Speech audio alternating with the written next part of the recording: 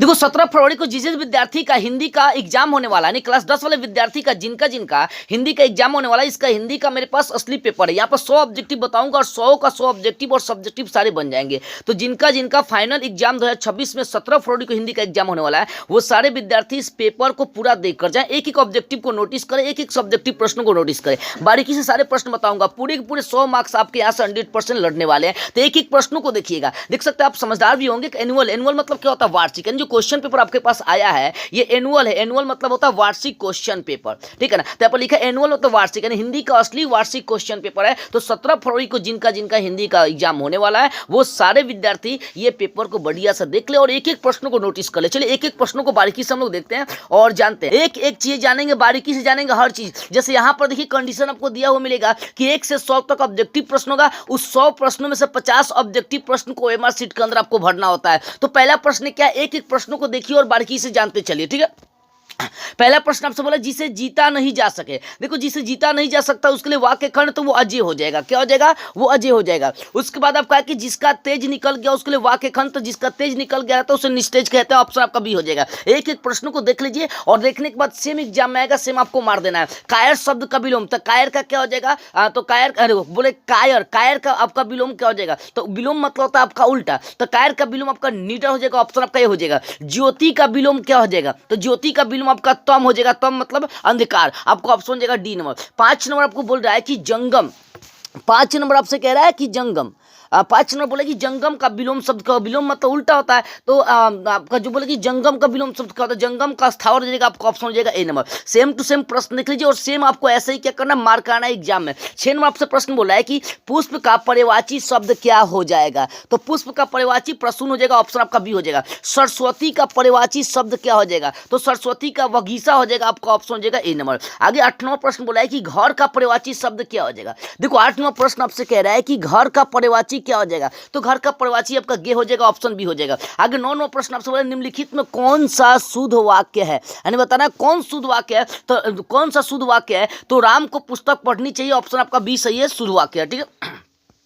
अगला 10वां प्रश्न आपसे बोला निम्नलिखित में कौन शुद्ध शब्द है, यानी बताना कौन शुद्ध शब्द है। तो शुद्ध शब्द आपका वाहिनी, यहाँ पर ऑप्शन हो जाएगा डी नंबर। और यहाँ पर 11वां प्रश्न बोल रहा है कि पापपति कितने साल की थी, यानी पापपति कितने साल की थी? लगभग 12 साल की थी। ऑप्शन हो जाएगा आपका सी नंबर। अगला प्रश्न देखिए, देखो एक एक प्रश्नों को देख लीजिए और सेम एग्जाम में आएगा, सेम आपको मार देना है। अगला प्रश्न बोला है 12 नंबर की माँ शीर्षक पाठ के लेखक कौन है? माँ शीर्षक पाठ के लेखक ईश्वर पेटलीकर है। ये गुजराती भाषा के महान कवि है। आगे देखो माजी के पास आंगन में बैठकर मंगमा क्या खाती थी? तो 5 सुपारी। आपको ऑप्शन हो जाएगा सी नंबर। अगला प्रश्न देखते हैं, सेम टू सेम प्रश्न देखकर जाना और सेम एग्जाम में मार्क करना 100%। यही 2 फरवरी का क्लास 10 वाले विद्यार्थी का हिंदी का ये असली पेपर, ठीक है। आगे बोल रहा है देखिए 14 नंबर की अरे कहावत। देखो अरे कहावत है दवा करने से तो मसान भी जगता है, यह कथन किनका है? एंड देखो ये दही वाली मंगमा वाली कहानी का चैप्टर से ये कौन कहता है? तो देखो ये बोले कि अरे कहावत है दवा करने से तो मसान भी जगता है, किसका कथन है? तो मंगमा का ऑप्शन आपका हो जाएगा ए नंबर। देखो रसूलन बाई कौन थी? 15 नंबर प्रश्न आपसे बोला है कि रसूलन बाई कौन थी? तो रसूलन बाई एक गायिका थी। आपका ऑप्शन हो जाएगा सी नंबर। अगला 16 नंबर प्रश्न आपसे बोला है कि देखो यहाँ पर बोला है कि यतीन्द्र मिश्र ने गीतकार गुलजार की कविताओं का संपादन किस नाम से किया है? तो यार जुलाहे के नाम से किया है। देखो बहुवचन पत्रिका के संपादक कौन है? 17 नंबर आपसे प्रश्न बोला है कि बहुवचन पत्रिका का संपादक कौन है? तो वो है अशोक वाजपेयी। आपका ऑप्शन हो जाएगा ए नंबर। आगे 18 नंबर प्रश्न बोले शहर अब भी संभावना है किनकी रचना है? देखो प्रश्न बोल रहे 18 नंबर की शहर अब भी संभावना है किनकी रचना है? तो अशोक वाजपेयी की रचना। आपका ऑप्शन हो जाएगा C number. Same to same प्रश्नों को देख लीजिए, 100% सेम प्रश्न आपके आ जाने वाले हैं। 19 नंबर प्रश्न बोला कि निम्नलिखित में किस पाठ देखो बोल रहा है निम्नलिखित में किस पाठ की विद्या निबंध है? कौन सा पाठ बताने कि इसमें निबंध है? तो ये मछली कहानी है, बहादुर कहानी है, कविता है। तो निबंध आपका हो जाए नाखून क्यों बढ़ते? ऑप्शन ए हो जाएंगे। आगे देखो the castus in India there mechanism किनकी रचना है? तो भीमराव अम्बेडकर की रचना। आपका ऑप्शन हो जाएगा बी नंबर। सेम प्रश्न आपके आने वाला है, देख लीजिए ध्यान से। आगे फूफेरा में कौन सा प्रत्यय है? देखो फूफेरा एरा प्रत्यय हो जाएगा। आपका ऑप्शन हो जाएगा सी नंबर। पढ़ाकू में कौन सा प्रत्यय था? आकू हो जाएगा। आपका ऑप्शन हो जाएगा बी नंबर। आगे प्रश्न नंबर 23 बोले मानवता शब्द किसका उदाहरण? बताना कि मानवता जो है वो किसका उदाहरण है? तो मानवता जो है ना यौगिक का उदाहरण है। आपका ऑप्शन हो जाएगा बी नंबर। चौबीसवां प्रश्न हमसे बोला खलिहान किस शब्द का उदाहरण है, यानी खलिहान जो है ना वो कौन सा शब्द है। तो देखो प्रश्न बोल रहा है कि खलिहान कौन सा शब्द का उदाहरण है, तो खलिहान आपका देशज है, यानी देसी भाषा है। ऑप्शन हो जाएगा सी नंबर। आगे प्रश्न 25 देखिए बोल रहा है कि खटास, ध्यान दीजिएगा, खटास किस संज्ञा का उदाहरण है, जो बताना है कि जो खटास है वो कौन सी संज्ञा का उदाहरण है। तो खटास जो है ना भाववाची, क्योंकि खटास को महसूस कर सकते हैं। आपको ऑप्शन जाएगा डी नंबर। अगला प्रश्न में 26 सबसे बोल रहा है कि देखिए कि निम्न में कौन व्यक्तिवाचक संज्ञा का उदाहरण है। 26वां प्रश्न बोला है कि निम्न में कौन व्यक्तिवाचक संज्ञा का उदाहरण है। तो पारिजात जो है ना व्यक्तिवाचक संज्ञा का उदाहरण है। सांप बोले, सांप का स्त्रीलिंग रूप क्या होगा, तो सांपिन हो जाएगा, सांपिन हो जाएगा, सांपिन आपका ऑप्शन जाएगा ए नंबर। अगला प्रश्न देखते हैं 28 नंबर। 28वां प्रश्न आपसे बोला है कि निम्न में कौन पुल्लिंग है, यानी बताना है कि कौन सा सेंटेंस जो है ना पुल्लिंग है। 28 में बोला कौन पुल्लिंग, आपको ये बताना। तो पुल्लिंग यहाँ पर विवाह हो जाएगा, आपको ऑप्शन डी, विवाह पुल्लिंग है। हिंदी में कुल कितने सर्वनाम होते हैं, तो 11 होते हैं, आपको ऑप्शन हो जाएगा बी डी नंबर। देखो ध्यान रखिएगा कि हिंदी कितने प्रकार के होते हैं, तो प्रकार पूछेगा तो बी हो जाएगा 6, लेकिन कुल कितने सर्वनाम, तो सर्वनाम 11 होता है, आपको ऑप्शन हो जाएगा डी नंबर। अगला प्रश्न में देखो 30वां बोल रहा है आपसे कि दाल में कुछ है, किस सर्वनाम का, कुछ है यानी निश्चित नहीं है, यानी अनिश्चयवाचक सर्वनाम हो जाएगा, ऑप्शन बी। देखो नौकर की कमीज किनकी रचना है, तो विनोद कुमार शुक्ल की, ऑप्शन आपका डी नंबर हो जाएगा। आगे प्रश्न में देखते हैं हम लोग 32।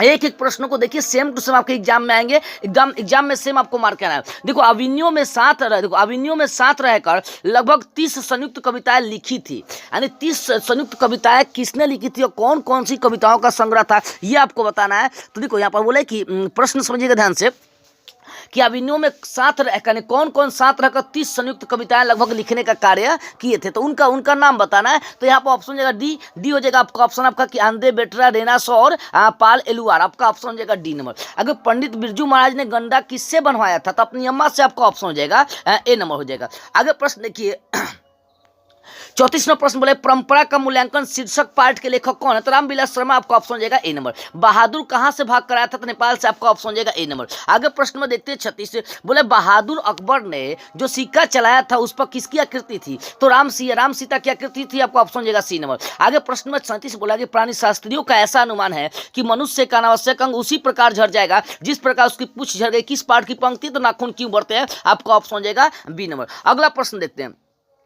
अगला प्रश्न में 38 यहाँ पर देखिए बोला है कि मैक्स मुलर ने किस रचना का जर्मन भाषा में अनुवाद किया था, तो मेघदूत का हो जाएगा, ऑप्शन ए। अगर नलिन विलोचन शर्मा के अनुसार महल और झोपड़ी वालों की लड़ाई में अक्सर किसकी जीत होती है, तो महल वाले की, आपका ऑप्शन हो जाएगा ए नंबर। आगे प्रश्न बोल रहा है 40 नंबर की धरती कब तक घूमेगी शीर्षक पाठ की नायिका कौन है, सीता, आपका ऑप्शन हो जाएगा डी नंबर। रामधारी सिंह दिनकर का जन्म कहा था, सिमरिया बेगूसराय में होता, आपका ऑप्शन हो जाएगा ए नंबर। अगला प्रश्न में 42 हम लोग देखते हैं, बोल रहा है कि किनके पिता एक प्रख्यात पुरातत्व थे, यानी किनके पिता प्रख्यात पुरातत्व थे, तो वो थे सच्चिदानंद हीरानंद वत्सयायन अज्ञे के जो पिता थे वो पुरातत्व विभाग से जुड़े हुए थे, ठीक है ना।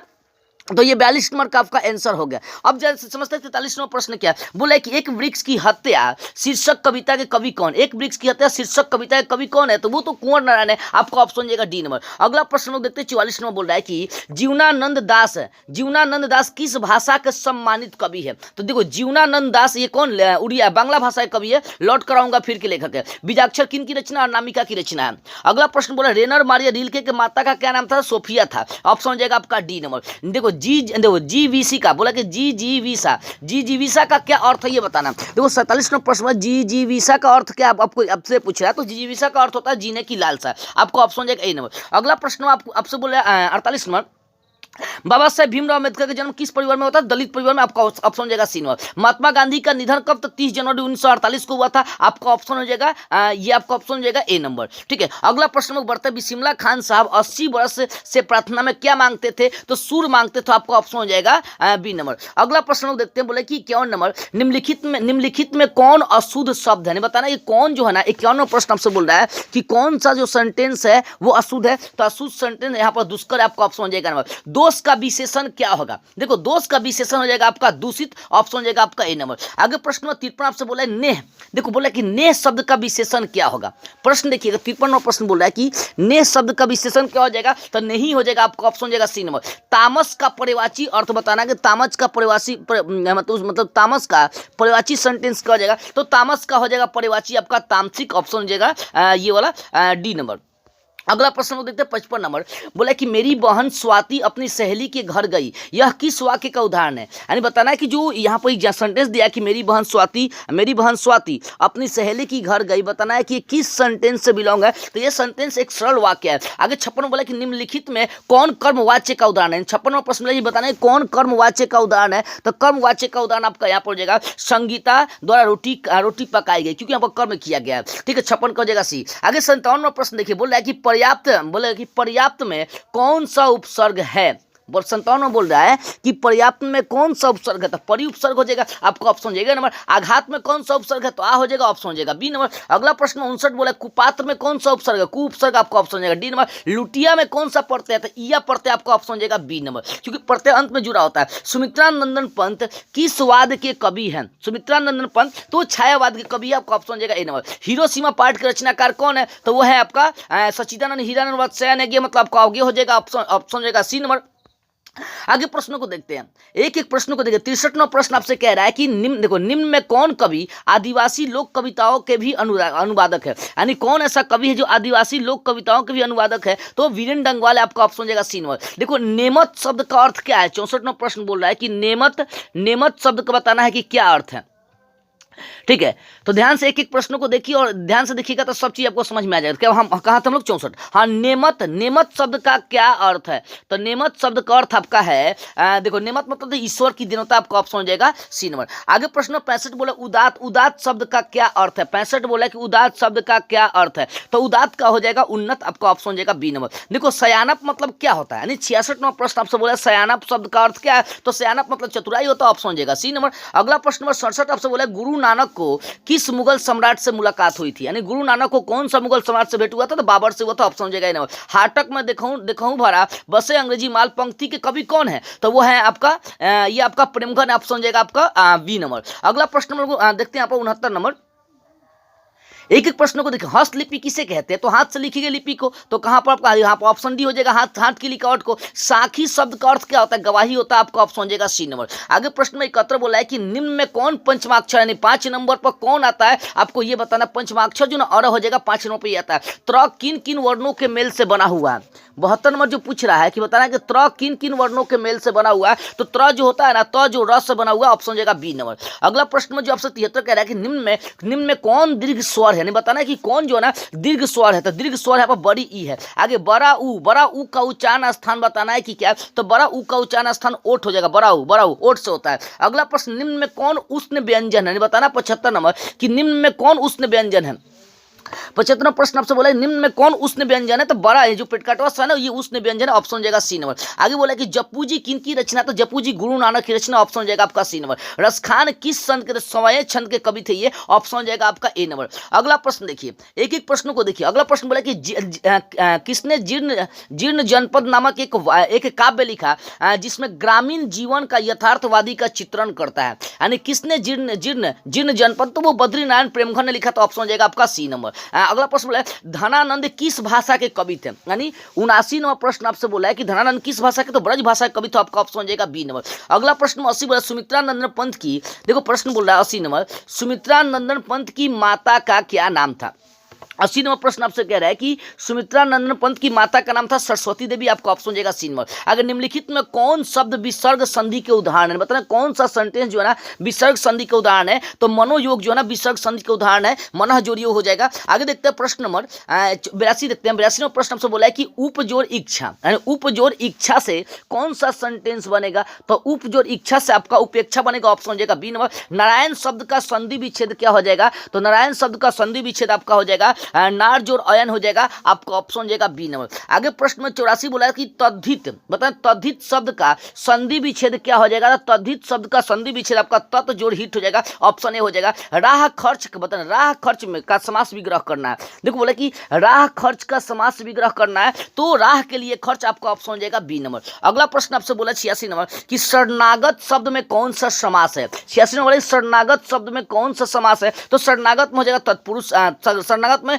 अधिकरण तत्पुरुष समास हो जाएगा आपका, ठीक है, ऑप्शन हो जाएगा ए नंबर। आगे 87 नंबर बोला है कि समक्ष शब्द, समझिए ध्यान से 87 नंबर हाँ, बोले यहाँ पर 87वां प्रश्न की समक्ष शब्द किस समास का उदाहरण है। 87वां बोले समक्ष जो शब्द है वो किस समास का उदाहरण है, तो वो आपका जो वो जो है ना आपका अव्ययी भाव समास का उदाहरण है। ऑप्शन जाएगा डी नंबर। अगला प्रश्न 88 में बोल रहा है कि दोपहर शब्द दोपहर शब्द किस समास का उदाहरण है, तो यहाँ संख्या का बोध है, तो संख्या आपका किस में द्विगु में, तो ऑप्शन जाएगा आपका डी नंबर। आगे 89वां प्रश्न बोला है कि गर्दन पर सवार होना मुहावरे का अर्थ क्या होता है। गर्दन पर सवार होना मुहावरे का अर्थ होता है पीछा ना छोड़ना। होनहार बीरवान के होत चिकने पात लोकोक्ति का क्या अर्थ है, तो इसका आंसर जाएगा ऑप्शन जाएगा आपका सी नंबर। ये वाला होनहार के लक्षण पहले से ही दिखाई पड़ने लगते हैं, ऑप्शन जाएगा सी नंबर। आगे 91 नंबर प्रश्न बोला यह घर नवीन है किस विशेषण का उदाहरण है, तो ये जो विशेषण का उदाहरण है वो आपका सर्वनामिक विशेषण है। आगे थान भर कपड़ा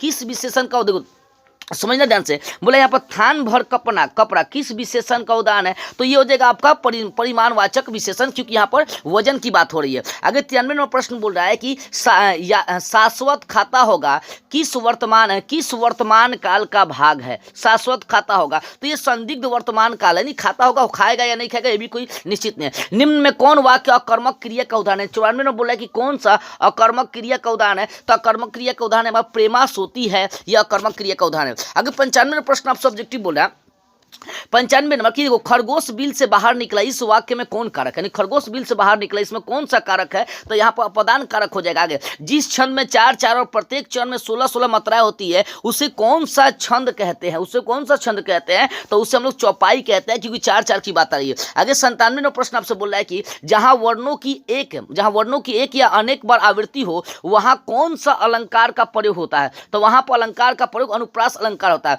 98 नंबर किसे हम वर्गीय व्यंजन भी कहते हैं, किसको वर्गीय व्यंजन के नाम से जानते हैं, तो वो आपका स्पर्श व्यंजन को वर्गीय व्यंजन कहा जाता है। 99 नंबर प्रश्न आपसे कह रहा है कि निम्न में कौन अल्प प्राण व्यंजन है, तो वो ब है। आगे निम्न में कौन महाप्राण व्यंजन है, तो वो आपका ये वाला ढ है, ठीक है ना। तो इस प्रकार से 100 ऑब्जेक्टिव करा दिया। मैंने बोला कि 100 ऑब्जेक्टिव को रिवाइज कर लीजिए और एग्जाम में सेम आपको वहां पर मार के चले आना है। और रही बात इसकी सब्जेक्टिव का, तो देखो इसके नीचे सब्जेक्टिव भी आपका प्रश्न है, बट सब्जेक्टिव हल कराए जाएंगे तो वीडियो बहुत लंबे हो जाएंगे, ठीक है।